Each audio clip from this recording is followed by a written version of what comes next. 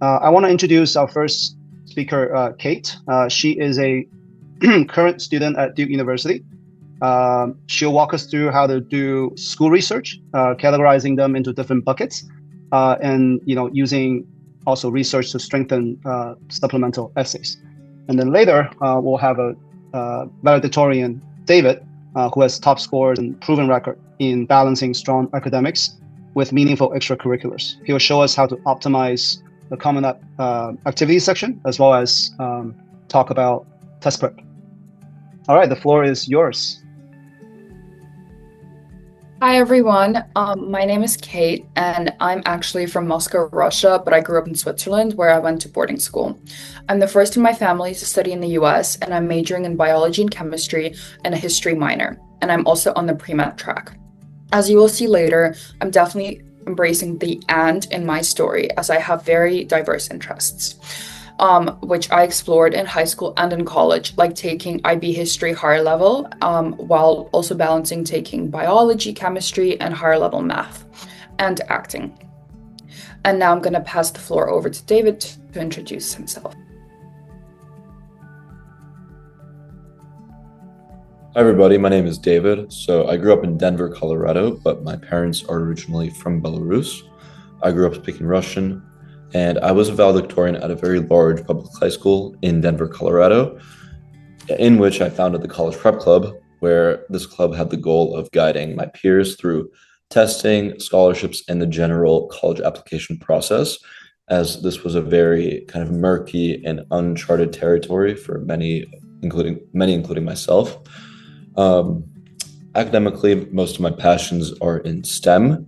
I'm studying mathematics and economics at Duke, and I have research experience in orbital asteroid physics at the University of Colorado Boulder, where for 6 weeks I was observing a near-Earth asteroid and determining its orbit, from which we submitted the data we collected to both NASA and the Harvard Astronomical Organization.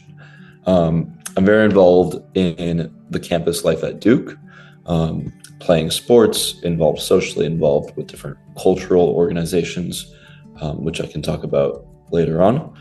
But yeah, that's a little bit about me.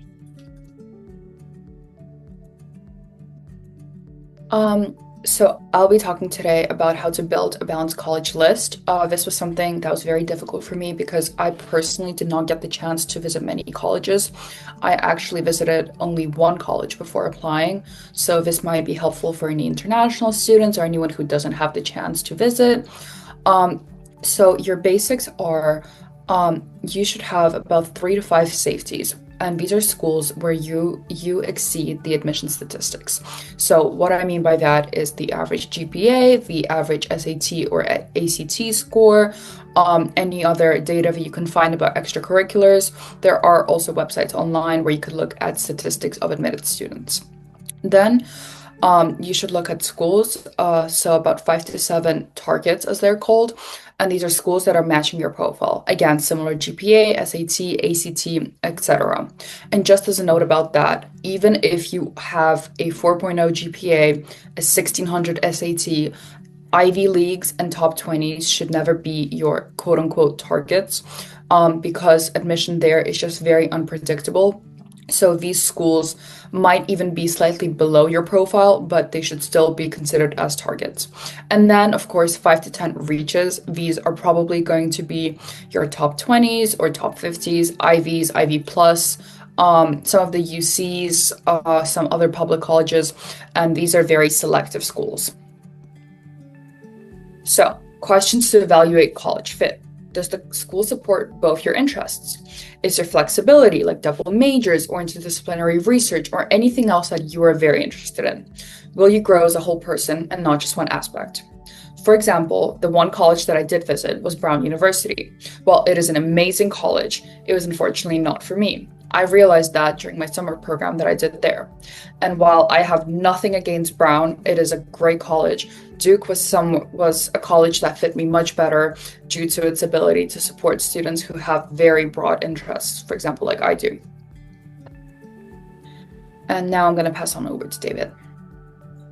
Yeah, so when you're applying to colleges, most of the time you're going to be applying through the Common Application, or if you're applying to some of the UCs, they have their own application. But in both of these applications, you'll have the opportunity to write about your activities that you participated in high school and the awards that you received. So in these, I like to advise students to highlight their leadership roles, focus on not just what you did in the club, how much time you put in, but the actual impact that you had on this club, any events that you organized or a direct impact you made if you guys were doing fundraising events, what that allowed you to do.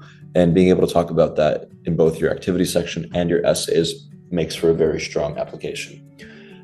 In my experience, I've seen that it's better to talk more in depth on a couple activities rather than say, I was a member at 20 different clubs where I showed up once a month for an hour.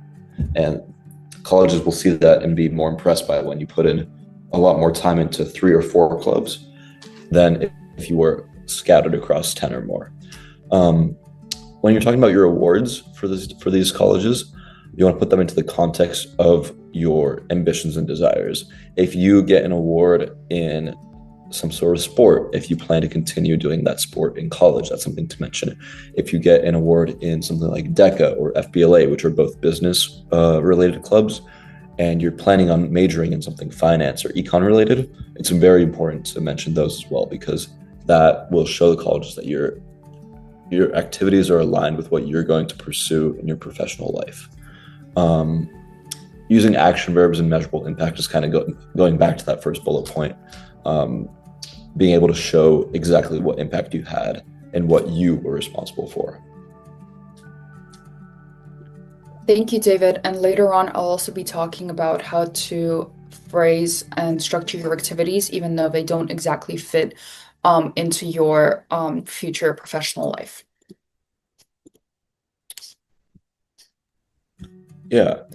So when a college is looking at your profile that you're submitting to them, they're looking to see that you challenge yourself within the context of both their school and within the school that you are in, within your high school, because they want to see that you took advantage of the resources available to you.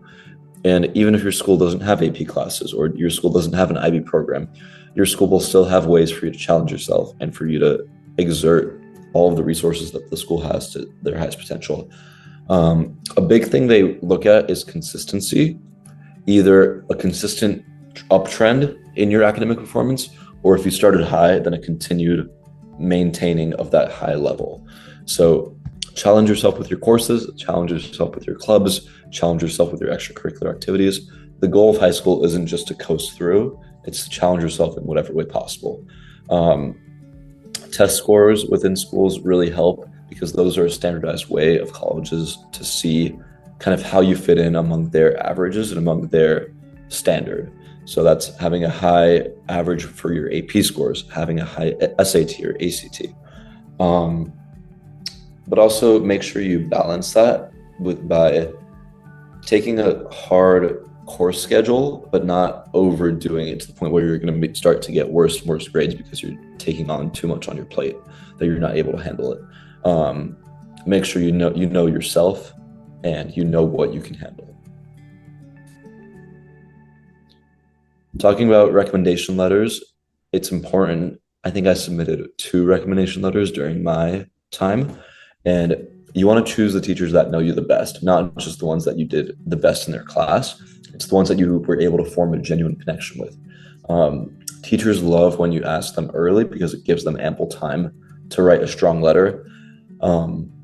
My counselor from my high school mentioned that he starts writing his letters of recommendation the summer before senior year for students to ask. And his first dozen letters are miles better than his last 4 because he's able to spend more time and he's not as rushed to finish those. Usually some schools will have you fill out some sort of form that gives the teachers information about you and things that they're able to mention on this letter of recommendation. But it's also helpful for you to provide that for your teachers just to show them, here are some things I was involved in outside of your classroom, and here's some things you can talk about in this letter that you're writing about me. A good letter is not going to be over dramatic. It's going to be authentic, and it's going to show your real character. It's going to show how you were when someone in your classroom needed help, because colleges are looking for a person who's going to be helpful to the peers around them, and it's going to show how you were in the moments where you were struggling. So that's important, and it's good to show your teachers the best sides of you anytime you're in class, because they're always paying attention and they're always kind of observing who's doing the right thing when they need to be. Yeah, talking about majors, I am still switching up my major. I went into school as a math and physics major, but after spring semester, I decided I want to go and check out econ. And it's okay to come in undecided. You can say one thing on your college application and then get into school and then completely switch around what you're going to be studying. They don't mind. Don't do a major just because you think it's the right one to do, or your parents are going to be pressuring you to do it, or you think it's going to make the most money in the end. Do something that you're genuinely passionate about, because you're going to not enjoy the 4 years in college, and you're not going to enjoy your career if you're doing something or you're working in a field that you absolutely can't stand being in. So you want to find something that you're passionate about and that you enjoy spending your time in. Show how your academic choice that you decide on in your application, because you will have to select. You can't press undecided when you're submitting an application. You have to say some idea of what you're going to be doing, and find a way to align those things with your activities and with your essays. Tie it all together like a string. Colleges want to see that you're telling a coherent story within your application, and they want to be able to see that you have some sort of direction that you're moving in. And the last bullet point is just saying, being authentic with your major choice. Don't do it because of money or something your parents want you to do. Do it because it's something you think you're passionate in, and something that you want to dive deeper in college, because you're going to be spending a lot of time getting familiar with that subject in college and university.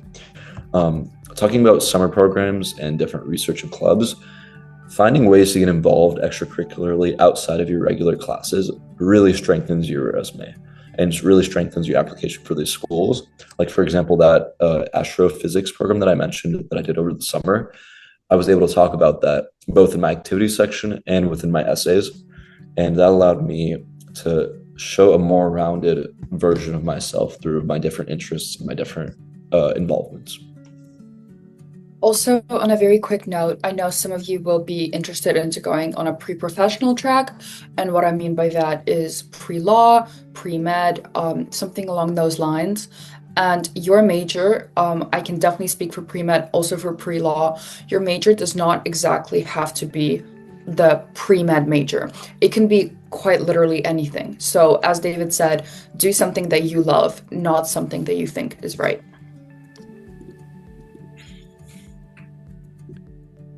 So now I will be taking over and talking about what makes a good essay. So some of the important things are voice, vulnerability, insight, and specificity. And what I mean by that, an essay should really be a reflection of yourself. Colleges unfortunately do not like essays which are very basic, or they're mostly talking about someone else, or it's just bragging. The best essays show vulnerability, they show insight into your life, and they are very specific. They focus on self-discovery and not self-promotion. And it's honest growth, not just achievements, because I'm sure all of us have grown throughout our lives. And for example, what made David's essay work, and then I will very quickly speak about my essay as well. Yeah, so for my essay, I focused a lot about my identity and heritage. And this was grounded in kind of my family story. I centered the whole story around a trip I took in my, I think it was the summer after my sophomore year of high school, where I went to Poland for a couple of days and then to Israel through a birthright type trip. And in this story, I saw kind of more of my family's background, and I was able to talk about how I wanted to carry my identity forward into college and be more present with that. I kept the story very personal and also universal, where it's themes that anyone could talk about, but I made it very specific to my experiences that I had in Poland and Israel. And I related that to my major eventually, and kind of my interest in discovering more for humanity in the STEM aspect. And that was when I was more interested in physics, but since then that's shifted a little bit. I think having very specific details and things that can only be said about you is important. If an admission officer is reading your story and sees specific details that they can relate to in a way, they'll be able to connect better with your application, and eventually that'll give them a stronger case for pushing you forward in the application cycle. So some notes about my essay.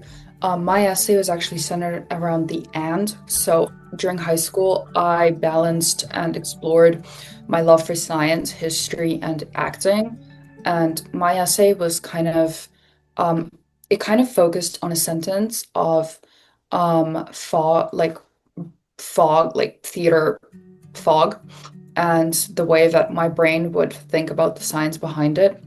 And that was actually something that I would think about. And I know this is a very specific example, but I will later talk about how to start writing an essay. But truly, the most out there, the most specific things truly do make the best essays, as David said. And for example, crafting an essay that reflects you, it should center on your personal growth and interdisciplinary interests if you have them. That was the case for me. And a strong essay aligns with colleges that support your full story. For example, my Duke and my general essay, it highlighted my flexibility to explore biochem and history, and that is something that Duke loves. So that is, not the full reason, but part of the reason that I got in. And this links back to the idea that colleges, you shouldn't have to change for a college. You should be picking the colleges that are right for you, because there is going to be one. So here, this is a way that I have used myself and also told others to use to try and craft your college essay. So it's 3 steps. The first step is the 5-minute brain dump. You take a piece of paper and you write anything related to your story without filtering. And what I mean is anything that comes to mind, just write it down. Use prompts like failures, unique traits, or obsessions. Capture memories and moments, and keep writing for 5 minutes. Do not look at anything else. Do not look at your phone. Do not look at the TV, whatever. Just keep writing and set yourself a 5-minute timer. Do it for 5 minutes. And then step 2, choose 5 ideas that you like the most and deep dive into them. Expand on who was there, what happened, and your feelings. Use specific details. Write as much as you can about this specific story or anything else. So my example is the stage lights blending with chemistry fog. So I actually talked about the chemistry behind stage fog because it is a chemical reaction. So that is something that interested me. And I'm sure your example will be wildly different, but I could write down a lot of details about what was going through my mind when I saw the stage fog. And then step 3, and so what tool. You are going to pick 3, or you can keep 5, but realistically 3 ideas, and ask yourself, and so what? Ask why each idea matters and what it reveals about you. Connect personal stories to your growth and goals. My example is acting helps me regulate stress, which shapes my future. So that is answering the and so what. And keep asking yourself, and so what, until you cannot answer any other questions about that topic. So to bring this little method all together, from brain dump to detailed stories to reflection, this process crafts a unique narrative. I know this is not the only way to write a college essay, but it is very helpful to get started. As I'm sure many of you will know, writing a college essay is incredibly difficult. This process can also be used for any school-specific essays because a lot of the prompts are very, very vague. And it also helps identify colleges that support, for example, my love for interdisciplinary growth or any other interest that you may have. Your story does not have to be tidy. It does not have to be perfect. It just has to be true, and it has to be you. And now passing over back to David. Yeah, so talking about the financial aspects about colleges, some of you may be eligible for FAFSA and CSS, and some people may not be. That depends on where you're from, what schools you're applying to, and your financial background. So For the people who are eligible for these, submit your application early. Even if you think you might not be eligible, it's still worth it to check it out, as this may help you a lot. These applications often open as early as October and sometimes earlier, depending on the school. But each school has their own deadline for this. So you got to make sure that you don't miss the deadline, as if you miss it, you are ineligible completely for financial aid through the FAFSA and the CSS. Always double check your information on these forms. Make sure that everything you're providing is accurate in order to avoid processing delays, as that may increase the time before you find out exactly how much you need to pay for college. The application, like the CSS and FAFSA, they both have you list what colleges you're applying to. Even if you're not 100% sure that you're going to be applying to a specific college, it's still worthwhile for you to write that college down, even if you're just vaguely considering it, as it will be more trouble later on to add it in if you don't do it initially. And as I mentioned earlier, don't assume you won't qualify. A lot of people who receive aid really didn't expect to. Like my family, we got aid that we didn't expect to, and it's helping out so much for college and just relieves that stress tremendously. Talking about scholarships and the strategy about applying for those, it's important to start kind of narrow. Start with things that are very specific about you. I know I've heard of very niche and specific scholarships, like the left-handed scholarship. There's a Minecraft scholarship for people who are into Minecraft. There's thousands and thousands of different scholarships, and there's websites and resources that you can find in order to find those. And when I meet with students, I give them specific websites and resources for sourcing those, and strategies for applying to specific ones. Local awards within your community, within your school, and within your region are oftentimes less competitive, just because the pool of people who are applying to those isn't as broad. There's a few databases listed here that are good for finding these broader scholarships. Like I mentioned, the left-handed one, there's a scholarship for really short people, a scholarship for really tall people. Everything you can think of, there's probably some form of scholarship for it. Apply to many different ones, because even if you get a couple small ones, those can start adding up really quickly and making college a lot more affordable, and again, relieving that stress of paying for college, because that's a big thing that both parents and students end up worrying about for many, many years. And if this is something that helps with that. Keep a spreadsheet and a calendar of deadlines.